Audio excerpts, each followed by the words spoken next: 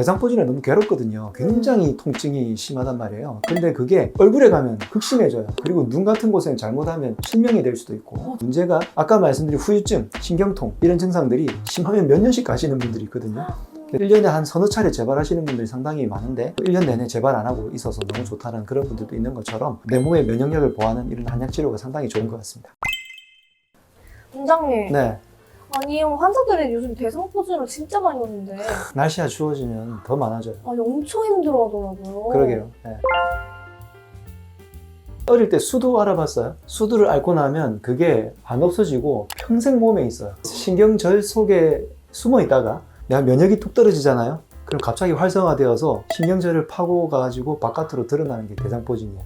이게 참 안 좋은 게 진짜 말 그대로 평생 없앨 수 없는 바이러스라서 그게 너무 좀 억울하죠.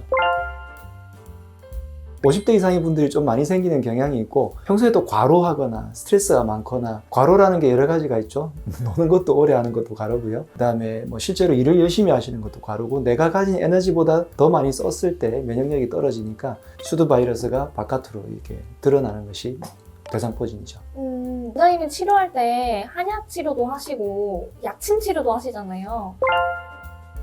대상포진이 초기와 중기와 후기, 초기에 급박한 시기가 있고, 포진은 줄어들지만 그 다음에 내 몸에 남아가지고 통증을 남기는 시기가 있고, 통증 이후에 후유증들이 남는 시기가 있어요. 통증 외에도 여러 가지가 있어서, 그래서 초기와 중기와 후기를 이렇게 나눠서 치료를 하게 되고요. 초기일 때는 급박한 치료를 하게 되는데, 요즘은 초기엔 대부분 다 또 양방의원에 다녀오시면서 스테로이드라든지 이런 처치를 좀 받고 오시는 경향이 있긴 한데, 한의원에서는 초기 치료일 때 수포가 올라오면서 염증이 생기고 몸에서 초기 증상이 막 생겨요. 그래서 이런 증상들을 빨리 없애주기 위한 치료들을 하고요. 그 다음에 중기부터는 내 몸의 면역력이 뚝 떨어진 상태를 빨리 끌어올려야 되기 때문에 이런 면역력을 끌어올리는 치료를 하게 됩니다. 남아있는 후유증에 개별된 증상들을 그 사람에 맞게끔 치료를 하게 되죠. 근데 초기라서 모르고 오는 분들도 좀 있던데 여기서 아시는 분들 좀 있었잖아요. 질환의 특징이 초기에 잘 몰라요. 초기에 어떤 증상으로 나타나냐면 약간 감기가 아닌가? 라는 생각이 드는데, 피부의 한쪽에서 가려움이 이렇게 생겨요. 그리고 재밌는 게 한쪽으로만 생기거든요. 그래서 한쪽으로 뭔가 생기는데 신경절이라고 하는 우리가 그 신경 분포들이 있어요. 요거 따라 생기기 때문에 마치 뱀처럼 뭐 이렇게 휘감는다든지 수포 같은 게 이렇게 줄지어서 생긴다든지 네.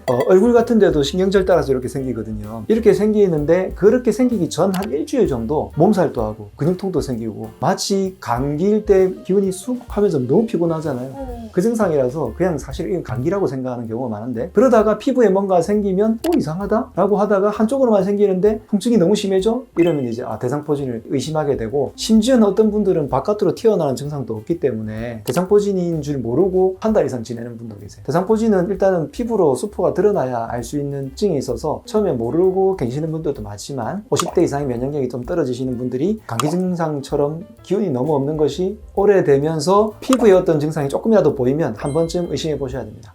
그리고 특히 몸통 같은 경우에도 대상포진이 너무 괴롭거든요. 굉장히 통증이 심하단 말이에요. 근데 그게 얼굴에 가면 극심해져요. 그리고 눈 같은 곳에는 잘못하면 실명이 될 수도 있고, 진짜요? 퍼지는 범위가 다른 곳을 침범해도 힘들지만 심지어 전신 감염까지 일어나는 경우도 있기 때문에 빨리 치료를 해야 되고, 문제가 아까 말씀드린 후유증, 신경통 이런 증상들이 심하면 몇 년씩 가시는 분들이 있거든요.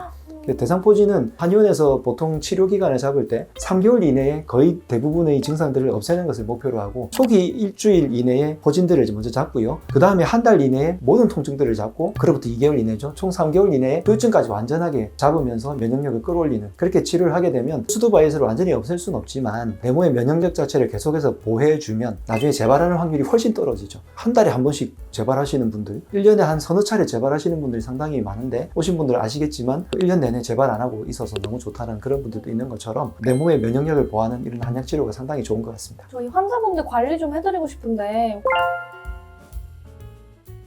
우리가 치료 외에 이제 생활 습관을 많이 말씀드리잖아요. 그리고 제가 유튜브에서도 많이 올려드리고 있는데, 일단 걸렸을 때부터는 무조건 자는 거예요.